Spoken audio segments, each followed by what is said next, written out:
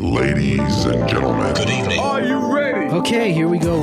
You're listening to the Deal Room Podcast. Join us as we bring you the inside scoop on business sales and acquisitions. Get across trends in the area and hear the industry's best recount their real-life tips, traps, and experiences. Now, here's your host, Joanna Oakey.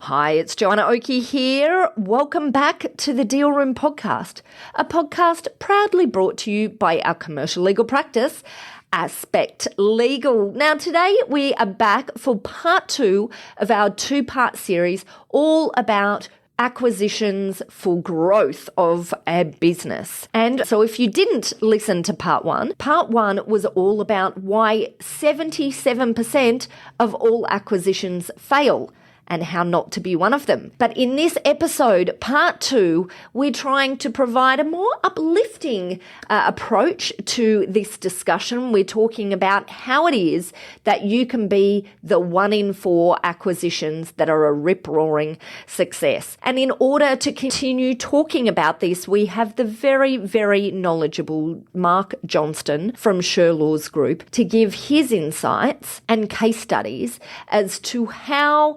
acquisition through growth can fuel your organisation, but how to do it in a way that leads to a success rather than a failure. So buckle in for part 2 of our series. Here we go with Marc. Marc, I just want to say a massive thank you for coming back onto the Deal Room Podcast today for part 2 of our 2-part episode, all about acquisitions for growth. Welcome back. Thank you for having me. Oh, my absolute pleasure. Now, I'm an optimist at heart, so I couldn't leave it at our part 1, why 3/4 of acquisitions fail. I felt we needed to round it off with this part 2, how to make it a roaring success. A good news story. A good news story. I like the good news stories. I just feel like maybe we've depressed all of our audience who are off for acquisitions by our last episode. Let's do the upbeat version and let's talk about what it is that businesses can do to make an acquisition a success and what it is that they should look for when they're acquiring. Yeah, great. And thank you. Firstly, as we discussed in the first half, it's firstly tap into why you're acquiring and really get clear as a business, as when you're looking at other businesses, as to what you're trying to achieve from that, why you're doing it, and then look for aligned values in that company as well. So if you get really clear on the why we're doing this and what it's going to achieve, we can then create that success. So often we talk when looking to acquire is we actually say, well, let's take off your management hat and your employee hat and put your shareholder hat on. And actually say, well, ultimately we're acquiring a business to create share price growth. So let's look at how do we actually, one of the key contexts is this going to actually create the right amount of share price growth? And you get share price growth from having, managing risk and reward. So what we often talk about is what would you do if you had a blank whiteboard? What are the 3 rules that you'd apply? Before we talk about those rules, I just want to stop just to highlight what you've just said, because you're talking about share price value here, which is something that maybe sounds obvious, but that component that I find business owners often just don't think about, that share price value, rather than just revenue profit, it's valuation, right? So anyway, so I just wanted to stop and highlight that, because I think therein is something that maybe is implied in what you're talking about, but it's such an important point. Okay, all right. So the 3 rules then. Yeah, so the 3 rules of Silicon Valley, the first and most important one is what's happening in the industry. Is the industry growing? Because as we talked about in our last podcast, 98.4% of the returns come from the asset class you're in as opposed to an individual company. Just like the mining example, the worst miner is still going to get 6 times the share price growth because of the iron ore price. So the critical thing is to sit there and say, well, what industry are they in and what industry are we in? And if we're going to invest in an acquiring company, if we're going to acquire a business, let's make sure that there is growth in that industry. So the Maloney family built a very successful mining services business servicing the mining sector, and were able to sell out at an $800 million return purely because they'd picked a hyper-growth market. So if we're looking to acquire a company, firstly, we want to look at the company itself and make sure there are a whole bunch of things that are in that company that satisfy our due diligence processes. But most importantly, it needs to be in a growth industry, because if that industry is in decline, where it doesn't matter how well run the business is or how well run our approach is to the acquisition, ultimately we won't get the returns. So the golden rule is pick a growth industry, because that rising tide will lift all the boats and significantly de-risk the returns when you're deploying your capital. Because for most of us, when we're in the SME sector, we don't have tens of millions of dollars sitting in the bank. We've got a limited amount of capital, which we want to deploy wisely with as less risk as possible. So the first rule is to identify a growth industry. Sorry, and can I pause there? Quick question. How is it that business owners who've never thought about this before, never thought about looking at different industries and growth trajectories and trends, are there some simple tips that you can suggest for them as to how they work out what their industry looks like in terms of, trends, growth? Yeah, look, absolutely. And firstly is understanding, what business they're in themselves and what industry they're in. And, the oldest example is Union Pacific, were the largest company in the world in 1900. And they thought they were in railways because they built railways across the United States and piggybacked the growth of the United States. So they thought they were in railways. And a growth market happened right under their nose in 1904. Something called air travel was invented by the Wright brothers because they flew an airplane. And then in 1909, Henry Ford invented mass production of the Ford motor car. So they thought they were in railways. So they just looked at these other sectors and said, or these other businesses and said, well, they're doing their own thing. If they knew they were in transport, what they would have done is bought Ford Motor Company very cheaply and bought the Wright brothers. It's why Yahoo tried to buy Google for $3 million. So Google wanted $5 million from Yahoo. Yahoo offered them 3, and Google said no, and the rest is history. So when understanding, so what you look for are related industries. The newspaper industry is a really good one. It's in decline, and as a result, what that means is because they thought they were in printing, not content. And now we look back 20 years after the internet revolution and think, well, how could they not know they were in digital content? But 20 years ago, the management teams had grown up on the printers, et cetera, et cetera. Rupert Murdoch famously worked on the printing presses in 1948. So what we see in industries and businesses is a narrow blinkered approach of we're in widgets or we're in this. And if you're a hammer, everything's a nail. So what Union Pacific could have done is bought Ford Motor Company, just like Yahoo tried to buy Google for $3 million, and that's the most expensive $2 million, I think, in history, not going to 5. But another really relevant example is when Union Pacific were the largest company in the world, the people that cut down the trees and made their wooden sleepers, because the sleepers for railway tracks are made out of wood, as everyone probably knows on the call, that company was called South Pacific Rail Infrastructure Network, and they didn't think they were in the sleeper business. They knew they were in the infrastructure support business. They were providing infrastructure support to a high-growth industry such as Union Pacific, just like the Maloney family in mining services. So who Sprint is now today, 140 years later, South Pacific Rail Infrastructure Network is now a company called Sprint. It's the same company, and they provide cell phone tower and cell phone services to the US cell phone providers. So they've always been in infrastructure. They used to be called South Pacific Rail Infrastructure. They're now called Sprint, which is a much more fancy name, but it goes back to their origins. So understanding what business you're in and that growth sector. So the internet, growth industries like that, the green economy, if you look at the green economy, well, that's obviously an area where there's continued growth. So what to look for are growth sectors where there's demand driven by technological change, et cetera, et cetera. Not necessarily government change, but look for technological change. And the point of all of this, I guess, our discussion here is that you've got to look broadly because you might have the blinkers on and not realise you do. And I guess that's where external advice can sometimes come in useful. And look, it does. And that's where, advisory boards and governance boards are really important. They should be able to see around corners. So the other key thing to look for is, is it a product versus a business model business? So if you're looking at an acquisition target and it's in a growth industry, what you've got to look for, in that Union Pacific example is actually, do they understand what business they're in? And is it product-based or is it business model-based? Because if it's just product-based, product cycles change, technological advances happen, disruption occurs. We see it all the time.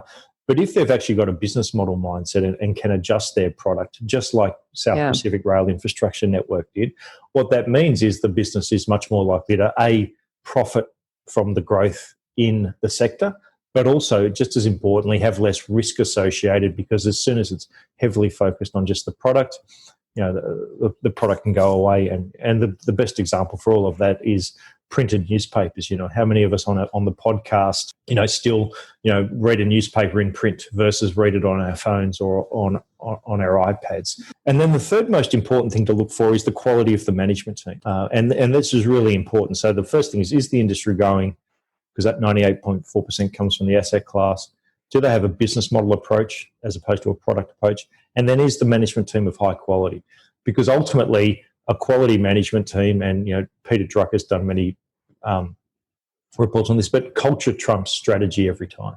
So what you want in that quality management team is the right sort of teamwork, no ego, humility, that ability to be resilient, to come through change. And that's what they call, in private equity and venture capital, because the advantage of taking a venture capital mindset is that venture capitalists are actually people who invest in a business to hope it's successful.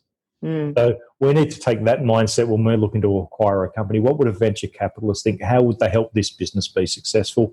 What would they look for? And if we look at their investing rules, well, we can just apply that ourselves. And if those three are in play, well, the acquisition is much more likely to be successful. If one of those isn't in play, if the market isn't growing, if they don't have the right business model and they don't have the management team, it's much less likely that your acquisition will generate the returns it wants. So why they talk about, private equity and venture capitalists talk about putting the band back together, is what they're actually doing is putting a quality management team that they've worked with before, you've worked with before, back into the business. The private equity guys do it all the time. In turnarounds, they bring their own guys in. So, for our listeners on the podcast today, if you just think about your corporate experience or your current world, like people you really enjoy working with, or really quality teams that you've worked with, versus poor teams that you've either worked with or a boss you've had. Just think about that. Just think about if that poor boss, the worst boss you've ever had, if that person's in that leadership team of the company you're acquiring, you're not going to get the results. Whereas if the best ever leadership team or management team you've ever worked in, if they were running that business, what could they do with that? So quality management team is absolutely critical. All right, so they're the three key lessons from Silicon Valley. So now let's maybe move on to what it is that businesses should look for when they're acquiring. So what we kind of call those first three factors are the macro factors, like they're the most important things. And the next things are what we call the micros, which is, again, just as important, but almost subsets of those first three criteria. So the first thing to look for, when acquiring is what we call the logbooks for a car. So if, when we're looking to acquire a business, we often don't take the mindset we do when we look to buy a house, because what we do when we buy a house, we get an inspection report, we look for the opportunities, can I create growth, add a room? And it's the same with a car. So often, we see businesses where in Silicon Valley, they call it, they've painted lipstick on a pig, which is the business has just got a paint job. It's like buying a house that's just had a paint job. So if there are two classic Ferraris for sale, both for $200,000, and one is owned by a gentleman of indeterminate wealth where you're not sure where it came from, and the other is owned by the president of the Ferrari club with logbooks, service history, all the way back through the last 30 years. Well, if both of those cars are on the market for $200,000, what we find when we do our public speaking is people won't buy the guy, the Italian gentleman from Carlton in Melbourne. They won't buy his car for 190. They won't buy it for 180. They won't buy it for 170. They'll buy it for about 150, because at that point there's the risk reward kicks in. So what we talk about is, if you don't have logbooks in your business and talk about how you adjusted with failure and have that depth of management reporting, what you're leaving is 25% on the table. So as an acquirer, what you want with that logbooks or the inspection report is it shows that the business has been well run. What are we looking for in these logbooks? So let's break it down. Yeah, so what we're looking for are org charts, functional charts, how they grow the business, source-based KPIs.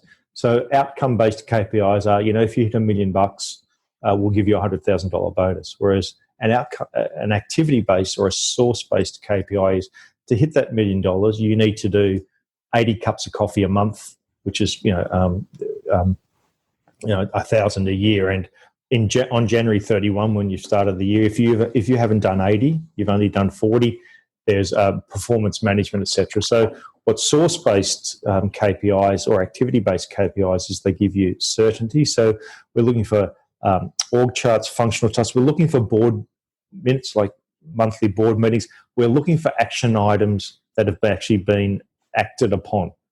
So quite often when we go into the data room of a business, we'll see a bunch of information that there was never acted upon. We'll actually look at the action items from the board meeting, if there was a board meeting. A lot of SMEs don't even have proper board meetings. Yeah. And we'll actually look at, did they actually do what they said they would do in the board meeting? And the next board meeting, 3 months' time, did they discuss that? And if they haven't, well, we know it's just nice to haves, but they're not actually running the business properly with governance. Yeah. The other thing we look for is when's the data room populated. So a really good trick for any due diligence or anyone looking to acquire a company is look at when the documents were saved. Because most people know that they need this information. So what we love to see is a data room populated quickly in advance. So if we give them a deadline of midnight on Wednesday the 15th, we actually like to see it populated a week before with documents that are 3 years old. Yeah. Board meeting from 2014. Because they're organised, they've got it at their tips. Whereas if it's if all the documents are saved, 11:59 p.m. A document purportedly from 3 years ago was saved yesterday or last night. That just is a massive red flag that you're going to get the results. So actually, and it's just like it's like buying a house or an asset, right? The less risk in that asset or the house. That's why we have inspection reports. The more valuable it is, because when acquiring a business, it's not just about upside, but it's about managing that risk. So, we look for logbooks.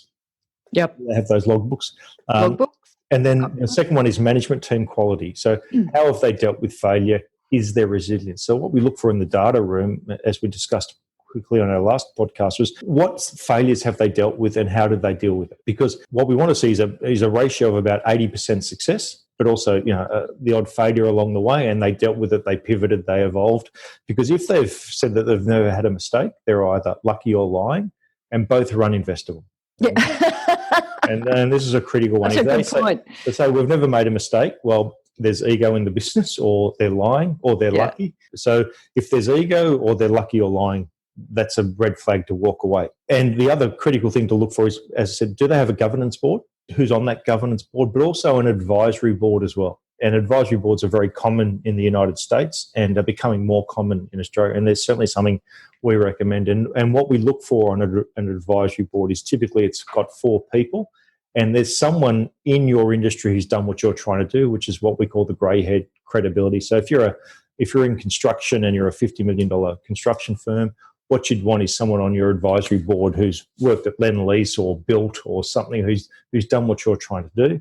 Someone else who can open channels or open doors that you couldn't open yourself organically. So that's often what used to be referred to as the Rolodex, that ability to open up doors and reward that person because it creates future growth. So what that means as an investor when we're looking to acquire is they've actually got some future growth in the business. I'm not just buying the business today as it stands. There is growth baked into it via these sorts of opportunities. And that's the point of the acquisition, that there's growth in it, right? Because otherwise, why are you doing it? And if it's just what we call a linear growth, which is just last year plus 10%, plus 10%, 10%, you're better off putting your money in the stock market. Yeah.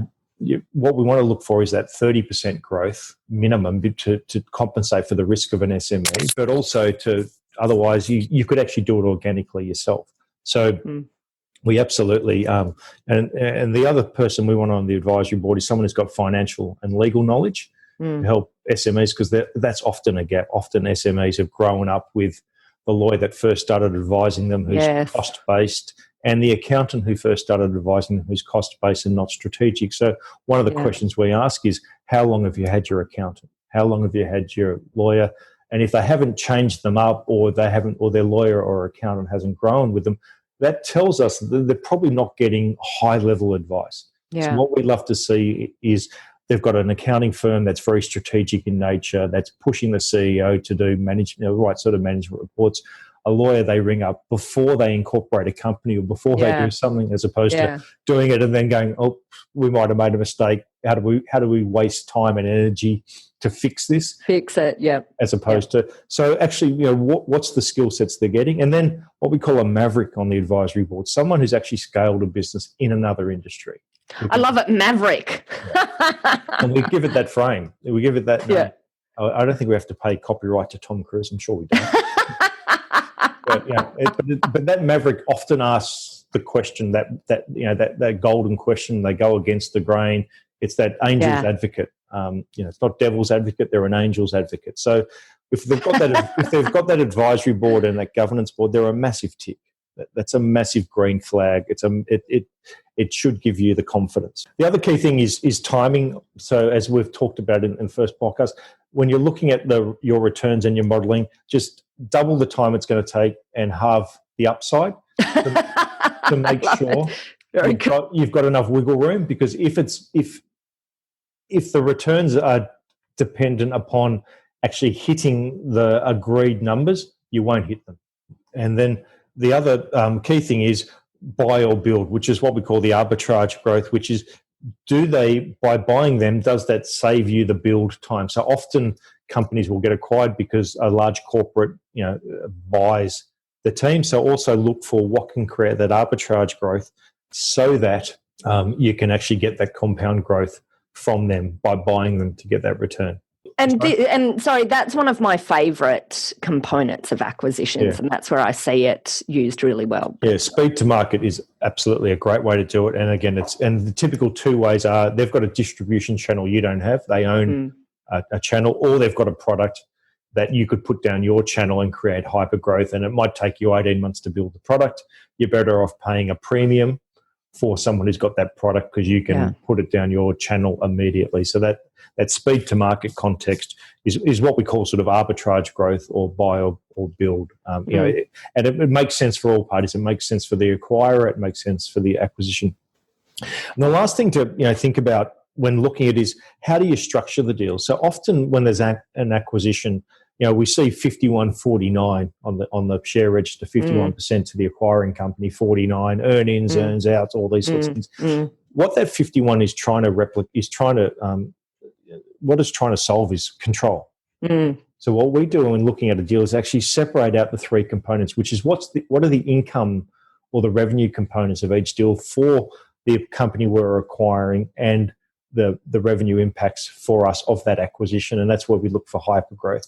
And then what's the equity structure? Because the reason, as we said, 51-49 exists is because we need to get that control. So, but often if I could invest in a high growth property company and get 10% equity, but want control, well, I'm never going to be able to do the deal. Yeah. I know there's going to be growth. So what we often say is equity is about fairness and upside. And the mistake with 51 and 49 is it's about control. So the equity structure might be, to come in at 40% now and then 20%, buying it over time. What that allows you to do by getting the equity structure right is actually doing what's in both parties' best interests. Because as soon as it's one party's best interest and not another, that's where we get the failure rates. Because you've just got human beings that don't feel respected. So why we talk about separating out control is because if you separate out control, it can allow you to do a clean equity deal. So things like, power of veto or right of first refusal or those sorts of things for a defined period, typically 3 years after acquisition, or those sorts of things tends to solve the problems because most entrepreneurs, both from the acquirer but also the target acquisition company, we're all entrepreneurs and we're really happy to have revenue share conversations and equity conversations, and we'll merge this together. We'll go into a new co and we'll bring 60 and 40, and that'll, if my share price is $1 and yours is $1 and we can both get it to $3 by merging and the deal 60-40, well, we do that every day of the week. What stops it is control and emotions. So by actually separating out the control, and this is really important for, if someone ever, has an internal staff, succession, like it's always control. That's the issue and the sticking point. So actually separating out control processes around rights of first refusal, power of veto, 3 years, et cetera, and articulating those up front and putting those into the agreement means you can also, most importantly, initiate the transaction or complete the transaction much faster, which means it doesn't get into the opportunity cost, because as soon as we're arguing over things, that means the acquiring company's burning time and energy, and the acquisition target is also doing that. And both, that's right. And most importantly, if they're not, if they're spending 10 days a month over 9 months, not focusing on their core underlying business, but actually trying to manage a transaction, well, that's a significant amount of, of energy that distracted, and a significant diminution in value, which is, one of the major complaints acquisition targets have. They go into exclusive negotiating periods and all these sorts of things, and they burn just a heap of time. So by actually articulating control separately and having separate agreements around that, it allows you to create the transaction much faster, which means everyone gets the uplift because everyone's focused in going the same way. And most importantly, where that control directly links back to is that linkage back to culture, and are they the right fit? Because it should feel right. I saw someone interviewed the other day, and they said they know they've done a good deal when both parties walk away unhappy. Because there's friction, and our approach is different. Like maybe a bit old-fashioned, but our definition of fairness, is not necessarily 50-50, but a deal will work when both parties feel energized from it. Because if I'm going into a property with my brother 20-80, I put in 20%, he puts in 80, the returns on the profit or the capital gain should be separated out 20-80. If I've paid rent or done this, well then you have you keep a ledger, so to speak. So, but as soon as a party feels aggrieved or taken advantage of, they just don't work as hard. So what we want to create, if I've got a cake there, and if I cut it, you get to choose which bit, right? It's the only way to guarantee fairness. If I cut a smaller bit, you'll take the bigger one. So that mindset shift of let's not have an adversarial relationship or an approach. Let's actually have a good guys approach and go, if they both feel energized and we feel energized because the deal's fair, well, both parties will, for the next 3 years, will work hard. And we'll have a much greater likelihood of success. So that feeling should be we both feel good about this. Yeah. But it's an interesting point, because there's some personality types who just can't help themselves. They never feel like they've got a good deal until they've driven it as hard as they can, and then some. And then they feel like, that's the only way they feel that they've achieved a good deal. So it is a mindset shift, isn't it? And look, and this is supposed to be the good news story. Let's because those sorts. I think we've all dealt with narcissists and control freaks. In business, we all do. And I don't think we need to get into psychoanalysis, but certainly, why we talk about control up front as a part of that is because as soon as, if we're advising a company, if in the target company, if we see that control freak or those control issues or those ego issues, that's just a massive red flag for us. What we want to see is humble leaders with good staff retention and a well-running, a business is an ecosystem of humans. And, when we do buy-side DD, if we'll walk the factory floor or walk the trading room floor with the CEO. We don't just accept they've got good numbers and the staff love them and all those sorts of things, because no one ever fills out a survey monkey going, I hate my boss. But when we walk the factory floor or the trading room floor or if it's an accounting firm, the floor, and if the staff are coming up to that CEO and saying hi to each other, and the energy's there, because can't lie about energy. So if the energy there, we're like tick. If you're walking the factory floor or the floor, and the staff are diving around, turning around the other way, trying to avoid you, you can feel the energy, right? No one can no one can lie. So if there's that negative energy in the business, well, that's a red flag again. Whereas if there's that positive energy, well, again, we know that we're buying a team and it's real, because, again, the spreadsheets and the IM and all the information don't say, we've got, lazy staff, high staff turnover, no one likes each other. It doesn't say that. Whereas, walking the floor, paying a visit to them, it tells you everything, right? It does. And it's interesting that the negotiation process can sometimes act as the filter. And this is where I think businesses need to be careful about who they're using as their deal team as well, because sometimes the deal team can step in and create an atmosphere that really sets everything off on the wrong foot. And if it doesn't kill the deal, then it can create issues that will continue to come up in the deal. So I think this is where some of the importance is about the members of your deal team as well. Yeah, and that's, so many, we've all got those terrible stories of, at the 11th hour, it just goes pear-shaped because someone, said something in a certain way that they shouldn't have done, and there's frustration and all those sorts of real emotions. It goes of the advisors sometimes as well. Absolutely. It can be a real problem. And again, often the target acquisition company get frustrated because they're like, you didn't set the expectations as a deal team that I would have to spend this much time, provide this much information. If you tell a target acquisition target that that it's going to cost them, or they're going to have to spend this amount of time, do these things, you have to deliver on that. As soon as you go above and beyond that, the literal term is, I've had it up to here with these guys. They just keep on asking for more information. I'm done. This isn't what I signed up for. I'm out.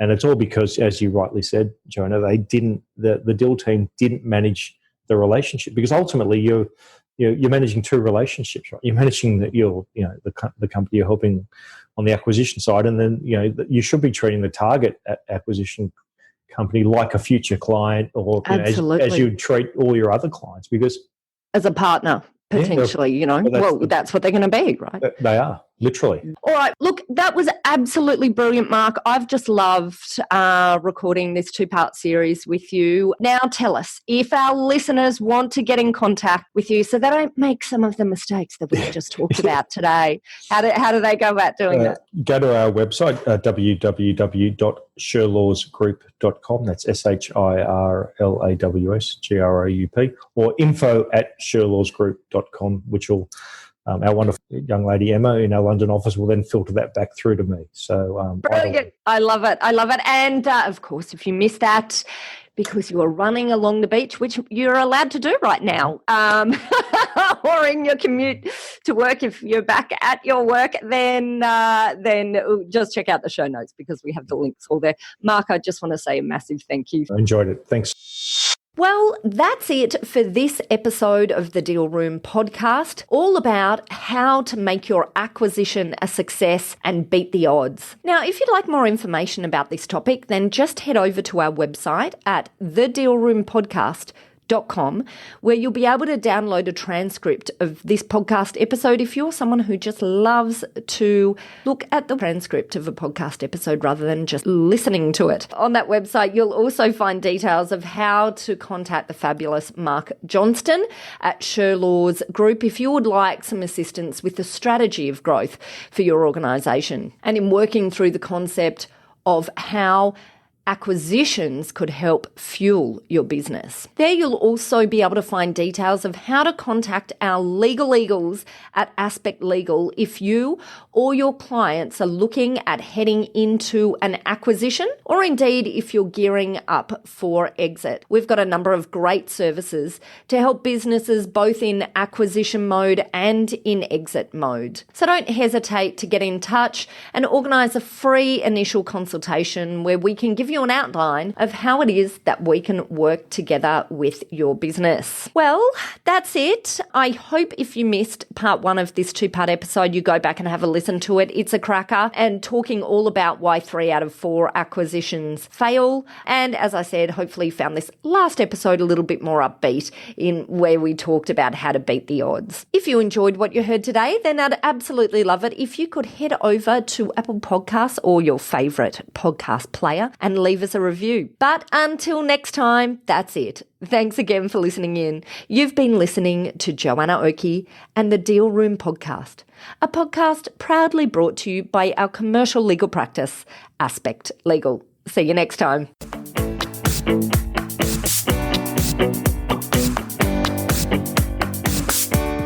Aspect Legal has a number of great services that help businesses prepare for a sale or acquisition, to help them prepare in advance and to get transaction ready. We've also got a range of services to help guide businesses through the sale and acquisitions process. We work with clients both big and small and have different types of services depending on size and complexity. We provide a free consultation to discuss your proposed sale or acquisition, so see our show notes on how to book a time to speak with us or head over to our website at aspectlegal.com.au. Ladies and gentlemen. That will conclude this evening's entertainment. Thanks for listening to the Deal Room Podcast. To find out more about this episode and other episodes in the series, check out the show notes or head over to our website at thedealroompodcast.com.au.